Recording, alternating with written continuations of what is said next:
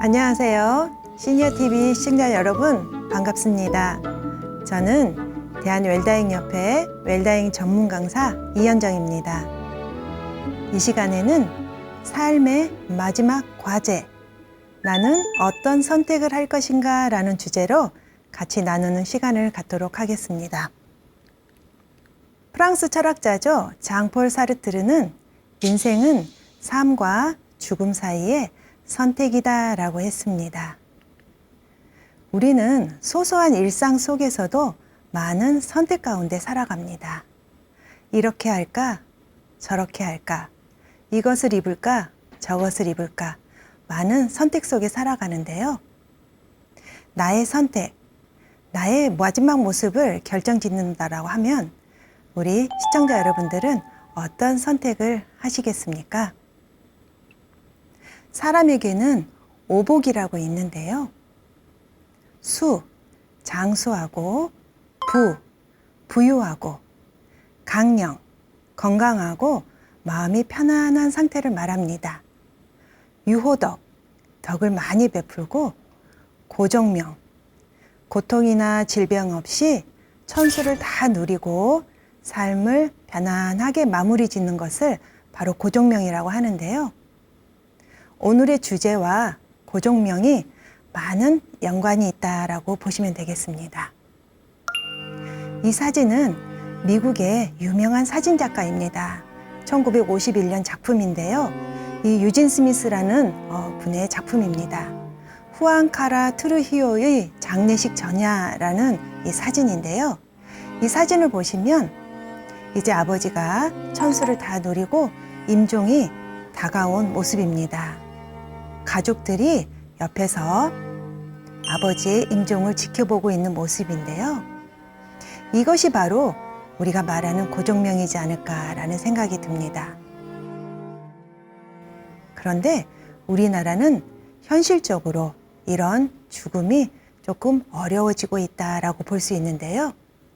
그 이유는 급격하게 이제 사회 구조가 변화가 되면서 임종 문화도 상당히 많은 변화가 이루어지고 있다라고 보시면 됩니다.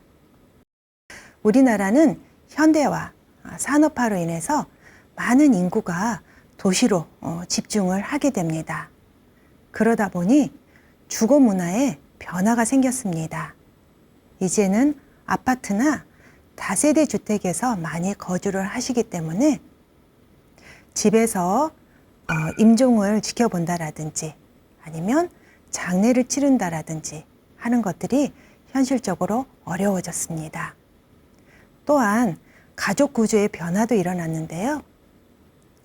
이제는 미혼하지 않는 1인 자녀들도 이제 독립적으로 이렇게 생활하는 그런 문화가 조성이 되었습니다. 그래서 가정에서 부모님을 간병을 한다라든지 임종을 지켜본다라든지 하는 것들이 힘들어졌습니다.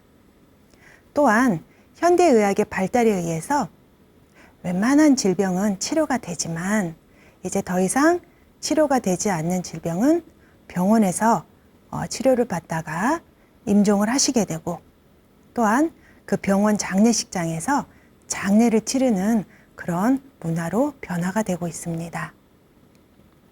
2022년 통계청 자료에 의하면 실제 임종 장소는 대부분이 의료기관에서 75% 정도 임종을 하고 있습니다. 즉, 우리나라는 모두가 객사하는 나라다 이렇게 볼 수 있을 텐데요. 예전에는 집이 아닌 곳에서 돌아가시면 객사했다 그래서 시신을 집안에 들이지도 않는 시절이 있었습니다. 하지만 지금은 대부분 집이 아닌 병원에서 돌아가시기 때문에 요즘은 객사한다 이렇게 이야기를 하고 있는데요. 생애 말기가 되면 요양시설, 즉 요양원이나 요양병원에 계시다가 상태가 좋지 않아지면 구급차를 타고 응급실로 가시게 되죠. 그러다가 호전이 되면 다시 구급차를 타고 요양시설로 가시는, 그래서 다람쥐 쳇바퀴 돌듯이 돌고 돌아서 어느 한 군데서 임종을 하시게 된다, 이렇게 이야기하는데요. 그래서 이 구급차를 연명 셔틀이다 부르는 이런 사회 속에서 우리가 살고 있습니다. 우리나라는 유교적 전통 사회에서 문명화가 되고 또 현대 사회가 되면서 잃어버린 것이 하나 있는데요. 그것은 바로 죽음의 문화를 잃어버렸다라고 말씀드릴 수 있겠습니다. 세네카는 잘 죽는 법을 알지 못하는 자는 잘 살지 못한다라고 했습니다. 그리고 호스피스 창시자인 시슬리 손더스는 당신은 당신이기 때문에 중요하고 당신의 생애 마지막까지 중요합니다 라고 이야기를 합니다. 자, 그렇다면 나의 마지막 모습, 우리 시청자 여러분들은 이 나의 마지막 모습에 대해서 생각해 보신 적이 있으신가요? 존엄한 모습 말씀드릴 수 있을 텐데요. 나의 마지막 모습이 존엄한 모습이 되기 위해서는 우리가 뭔가 선택을 하고 준비를 해야 된다라고 말씀드릴 수 있겠습니다. 우리나라는 고령 사회에서 초고령 사회로 가는데 7년밖에 걸리지 않았습니다. 우리는 빨리빨리 문화가 이렇게 노인 국가가 되어가는 곳에도 적용이 되는 것 같습니다. 초고령 사회라고 하는 것은 전체 인구의 만 65세 이상의 인구 비율이 20%가 넘어갔을 때를 초고령 사회라고 하는데요. 실제로는 2024년 12월 23일에 이미 65세 인구 비율이 20%를 넘어섰습니다. 통계청의 자료에 의하면 우리나라의 75세 이상의 인구 비중은 2023년도에는 7.7%, 2037년이 되면 16%, 2070년이 되면 30.7%까지 올라가서 OECD 국가 중에서 가장 높은 나라가 될 것이다 라고 이야기합니다. 모 일간지에 이런 사진이 게재됐었는데요. 지하철 안에 노약자석에는 어린 아이들이 앉아있고 일반석에는 노인분들이 앉아있는 그런 시대가 올 것이다 라는 사진이 게재됐었습니다. 우리나라는 출산율은 아주 저조하고 노인의 인구는 상당히 많아지기 때문에 이런 사진이 게재된 것 같습니다. 우리 시청자 여러분들은 호모, 헌드러드라는 용어를 들어보셨습니까?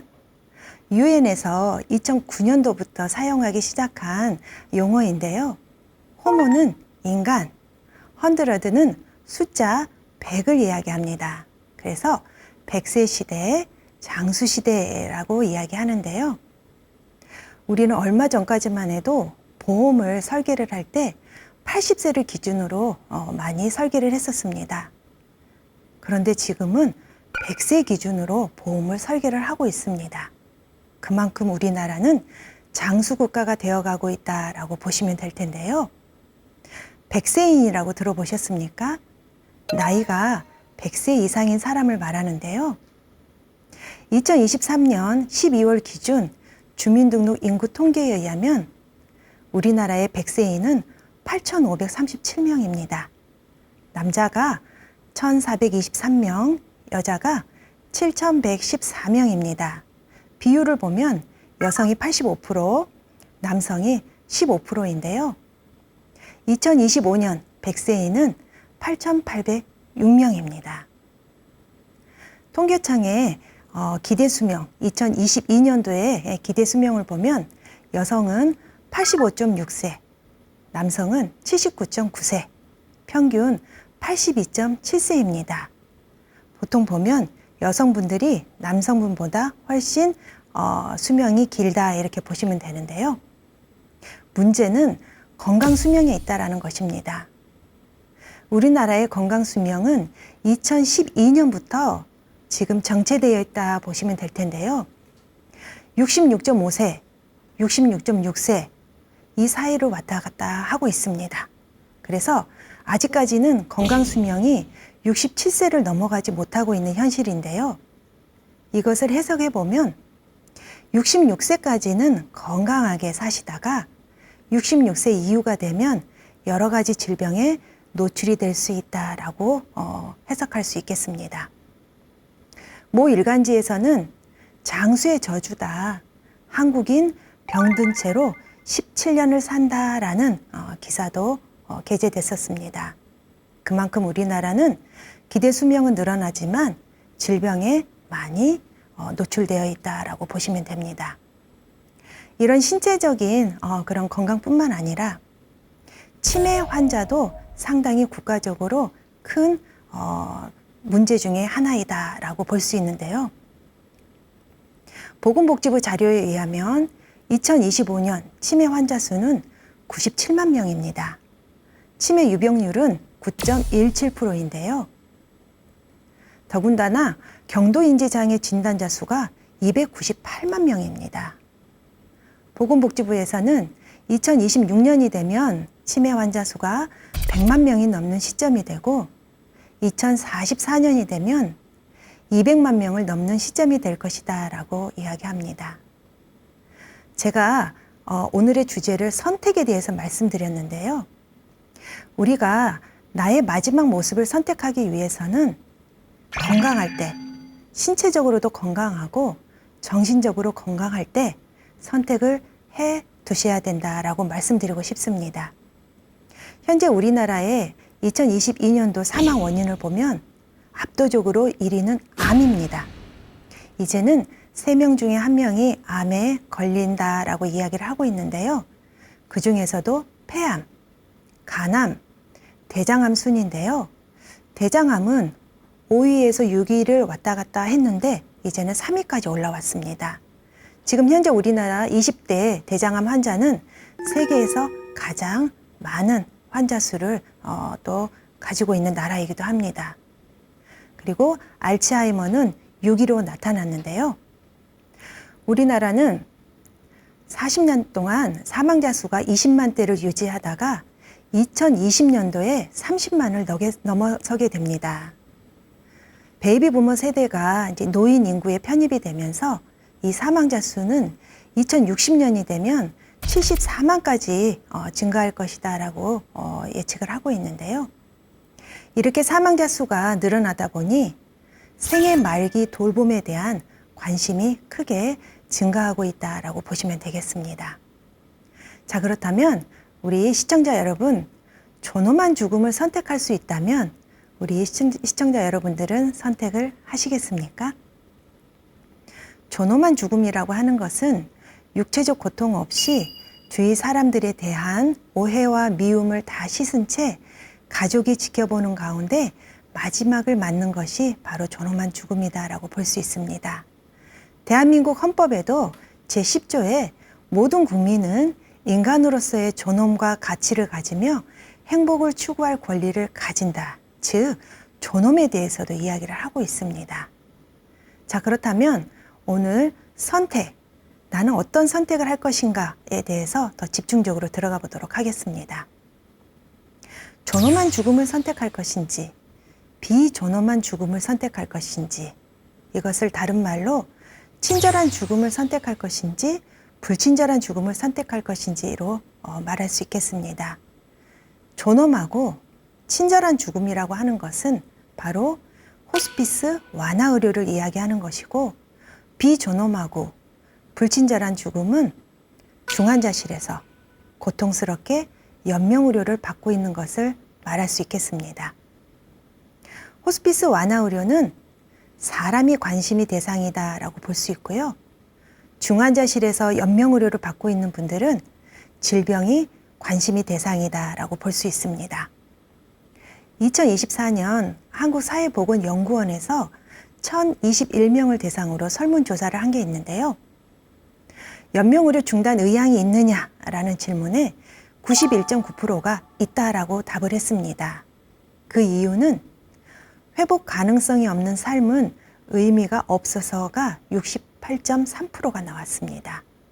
그리고 좋은 죽음을 위한 중요한 요소가 무엇이냐라는 질문에는 죽을 때 신체적 통증을 느끼지 않는 것이 좋은 죽음이다라고 이야기를 했습니다. 그리고 두 번째는 가족이 병시중을 오래 하지 않는 것으로 나왔는데요.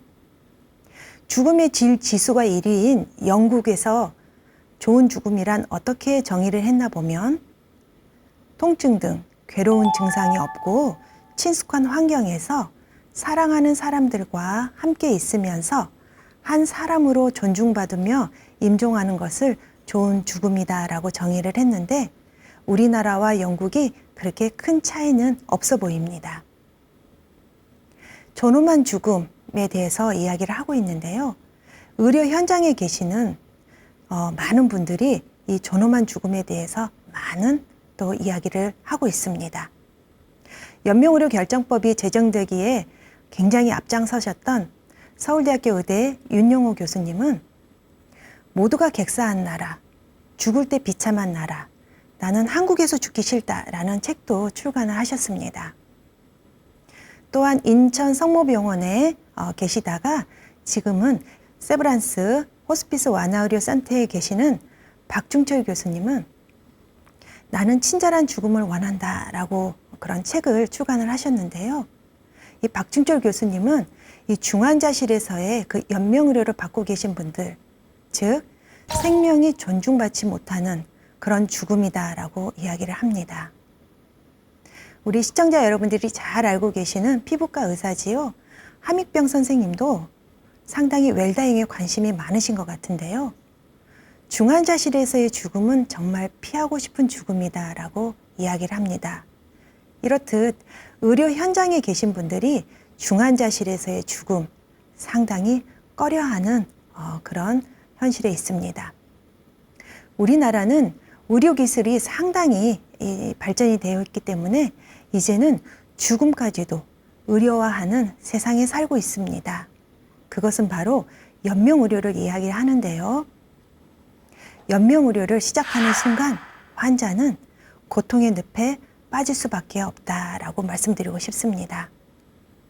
매드타임즈 기사에 중환자실을 이용한 노인 암 환자의 생애 말기 1년 의료비가 4천만 원인데 임종 직전 한 달에 33%를 사용한다라는 이 기사가 게재되었습니다. 보통 중환자실을 이용하면 인공호흡기는 건강보험이 적용이 돼서 하루에 본인 부담금은 한 3만 원에서 4만 원 정도 되는데요.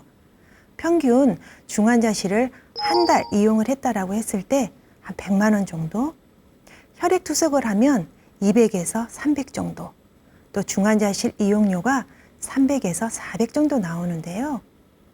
임종 직전 한 달 동안 이렇게 많은 비용을 지출하고 호전이 돼서 나아지시면 굉장히 좋겠지만 이런 많은 의료비를 지출하고도 임종을 하게 되신다면 너무나 억울한 일이지 않을까라는 생각이 듭니다. 그래서 국가에서는 2016년도에 연명의료결정법을 제정을 했는데요. 이 연명의료결정법은 약칭입니다.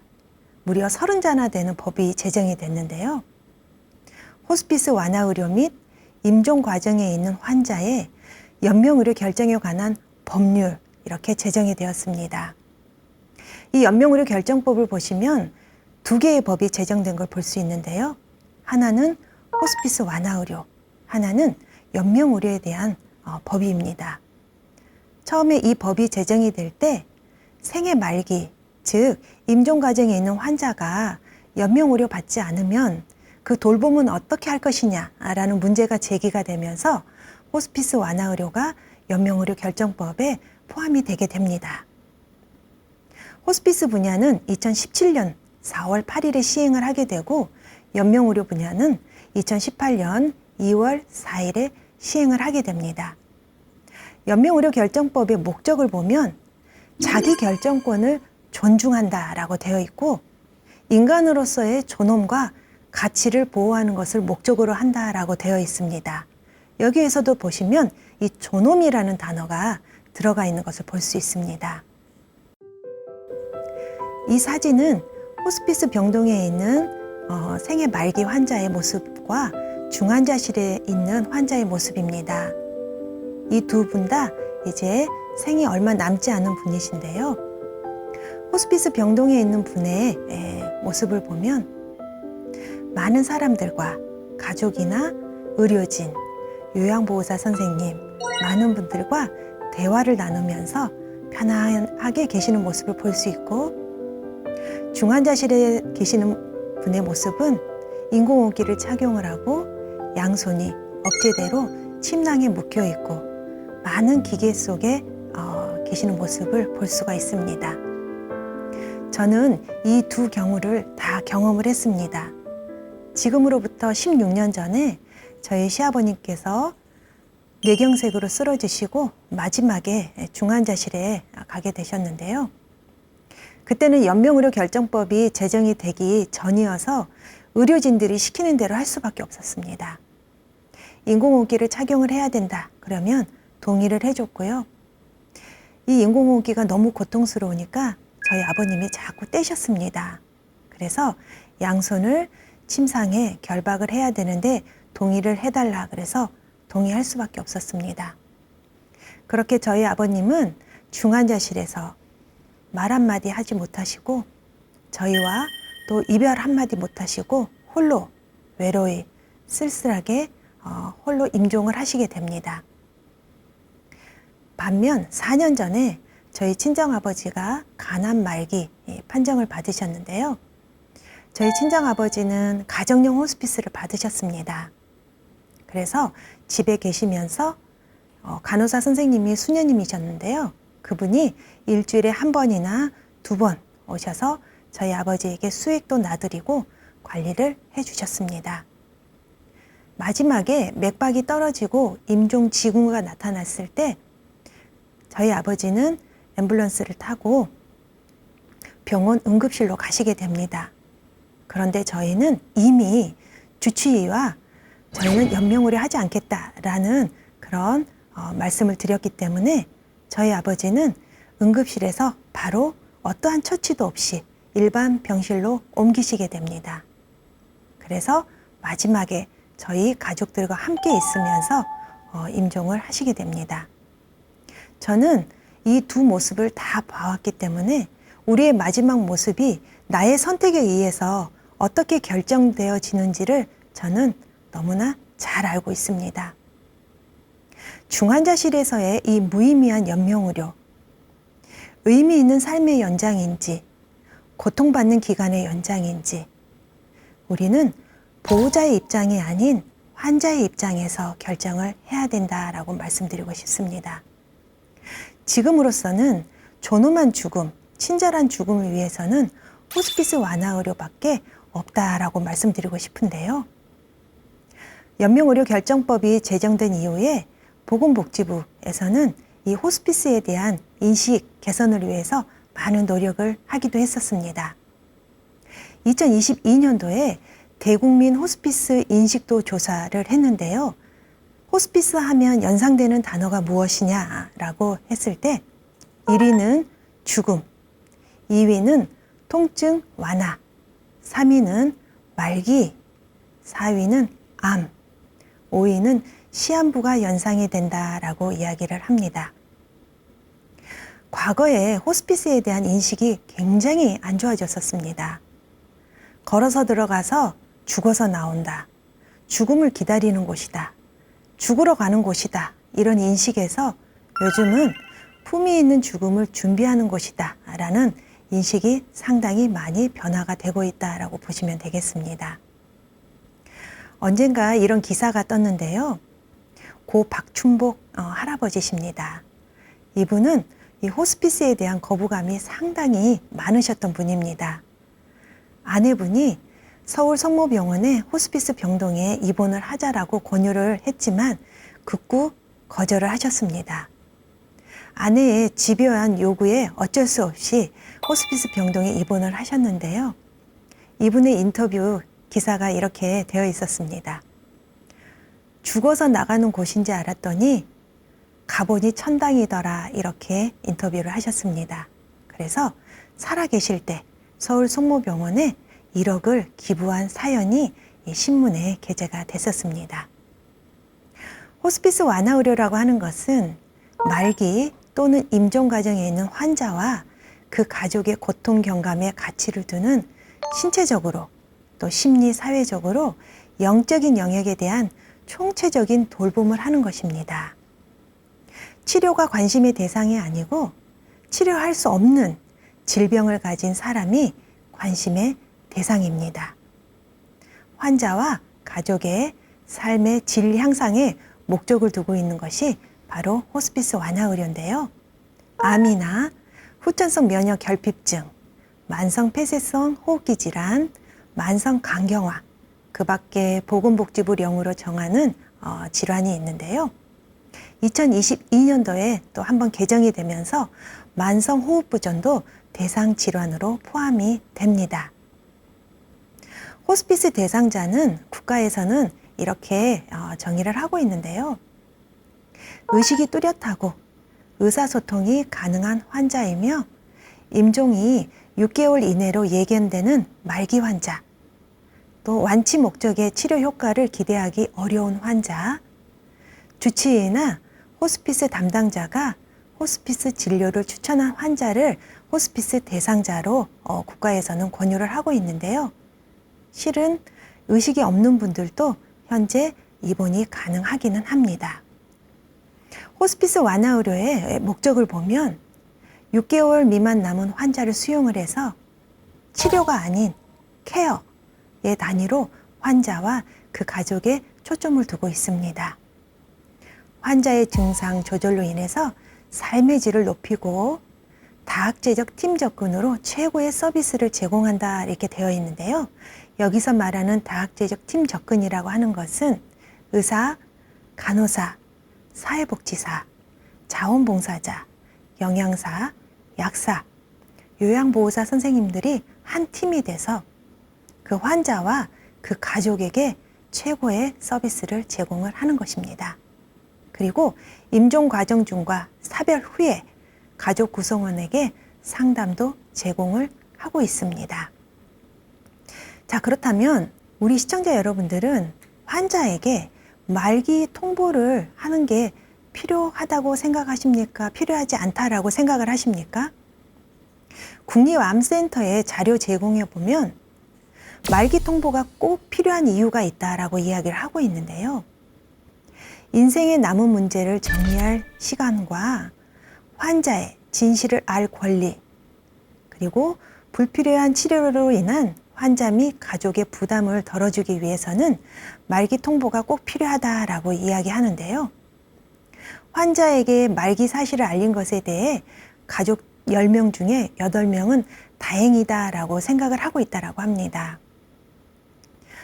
시청자 여러분들은 어떻게 생각하세요? 그런데 많은 분들이 이 가족에게 이 말기 통보를 하는 것을 상당히 어려워합니다. 담당 의사가 말기 통보를 하는 게 가장 좋은 방법이다라고 이야기하는데요. 저는 호스피스 병동에서 지금 4년째 자원봉사를 하고 있습니다. 음악회도 해드리고 발 마사지도 해드리고 말벗도 대어드리고 있는데요. 제가 호스피스 병동에 처음 갔을 때 사회복지사 선생님께서 A4 용지를 하나 주셨습니다.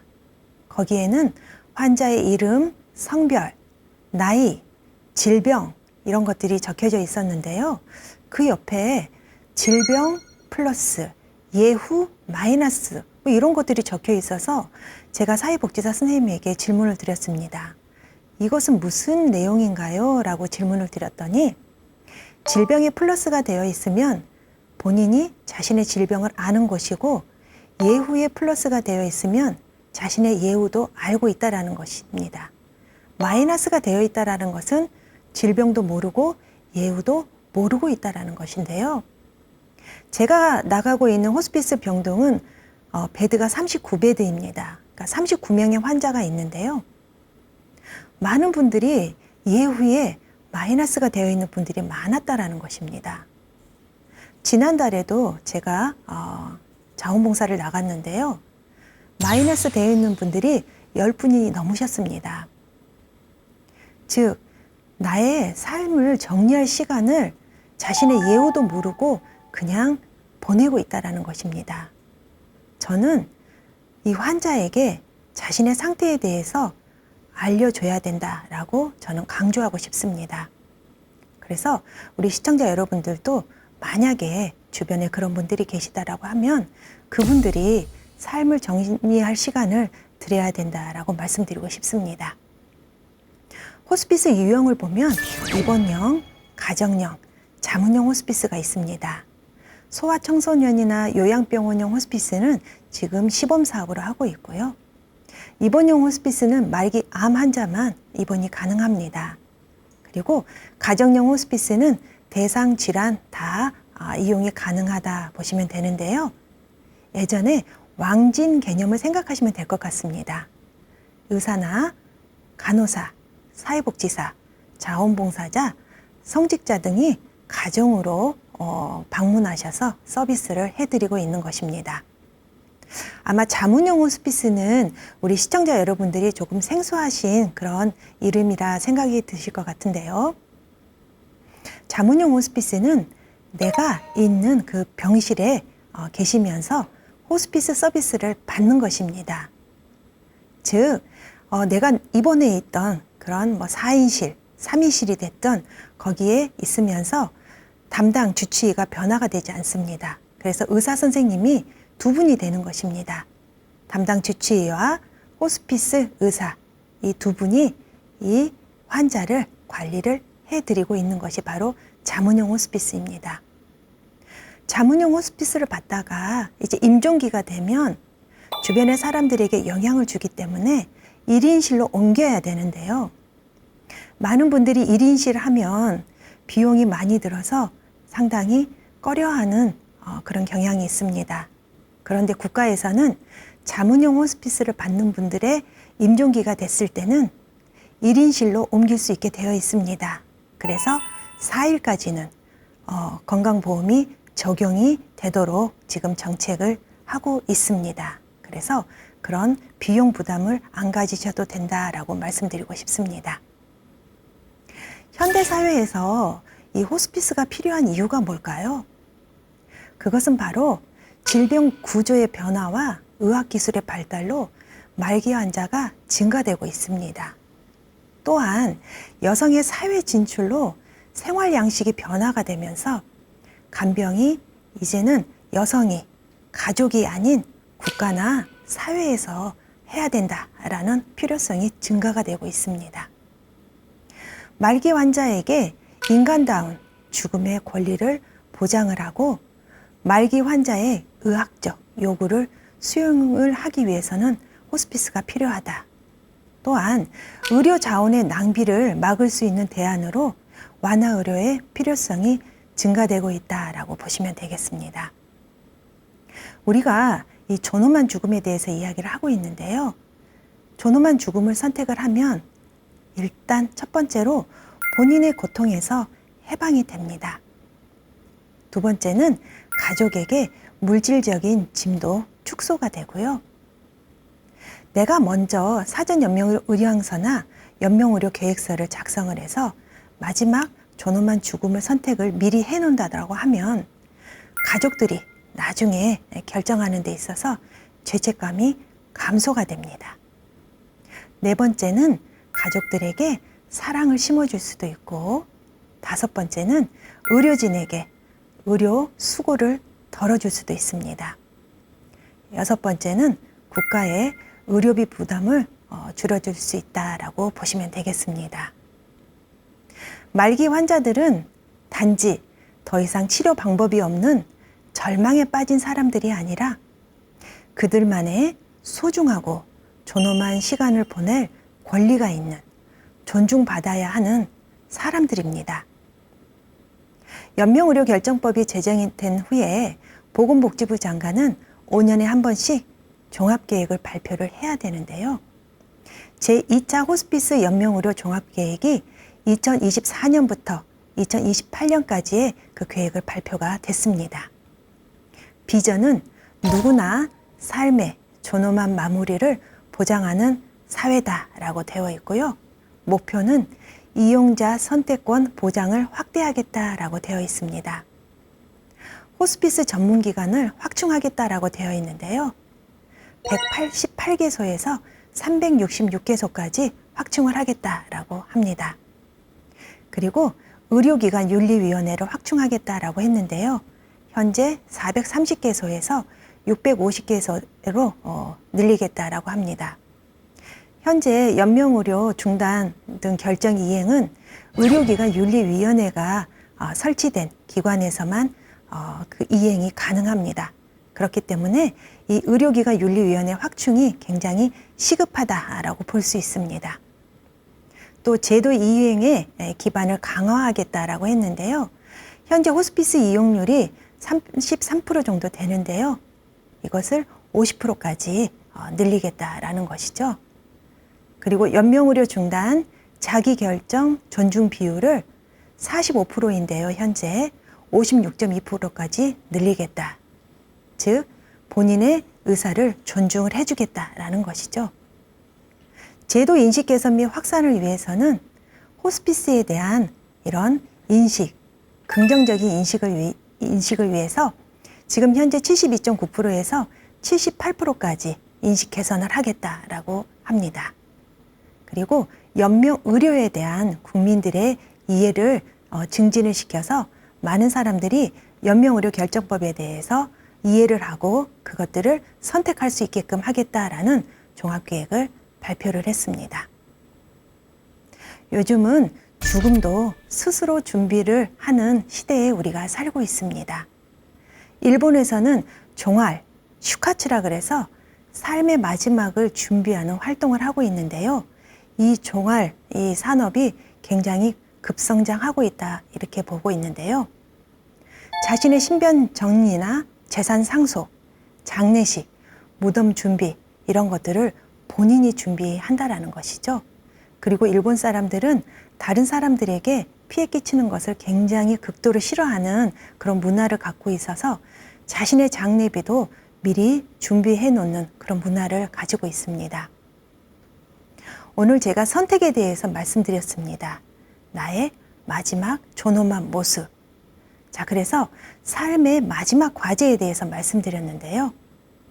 중환자실에서 고통스럽게 가족들과 말 한마디 못하고 혼자 떠나는 죽음을 선택을 할 것인지 아니면 존엄하게 따스한 돌봄을 받을 수 있는 호스피스를 선택을 할지 그 선택은 우리 시청자 여러분들에게 달려 있는데요. 우리 시청자 여러분들은 어떤 선택을 하시겠습니까? 라는 질문을 드리면서 오늘 강의를 마무리 짓도록 하겠습니다. 감사합니다.